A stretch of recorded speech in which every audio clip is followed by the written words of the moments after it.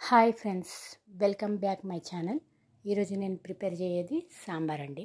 ఒక చిన్న గిన్నె నిండా కందిపప్పు తీసుకొని కుక్కర్లో 2 సార్లు కడిగి కొన్ని వాటర్ వేసి పసుపు వేసి విజిల్ పెట్టండి. స్టవ్ ఆన్ చేసి 3 విజిల్స్ తర్వాత ఇలా ఉడికిపోద్దండి. చూడండి ఎంత మెత్తగా ఉడికిపోయిందో, సరిపోతుందండి.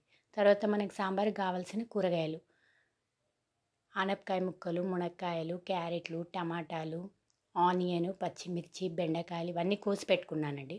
తర్వాత ఒక గిన్నె పెట్టి 2 స్పూన్ల ఆయిల్ వేసి అందులో ఫస్ట్ జీలకర్ర ఆవాలు వేసి పచ్చిమిర్చి వేసుకోండి. తర్వాత ఆనియన్ వేసుకోండి. తర్వాత మునక్కాయ ముక్కలు వేసి ఒకసారి బాగా కలిపాక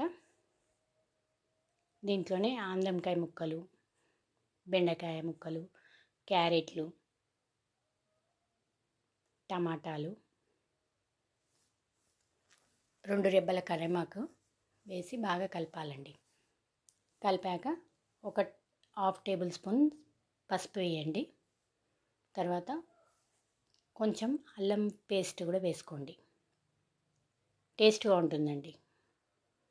తర్వాత కొంచెం సేపు మూత పెట్టుకోండి. 5 మినిట్స్ తర్వాత మూత తీయండి. కూరగాయలన్నీ మగ్గిపోతాయి.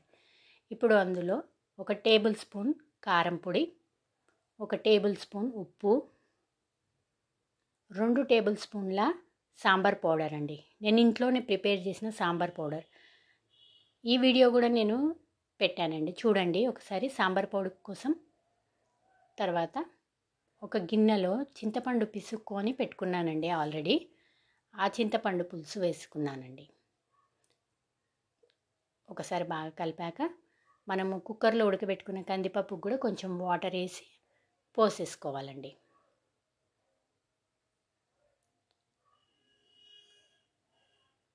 బాగా కలుపుకోండి. కూరగాయలన్నీ ఒక 10 మినిట్స్ 15 మినిట్స్లో బాగా ఉడికిపోతాయి.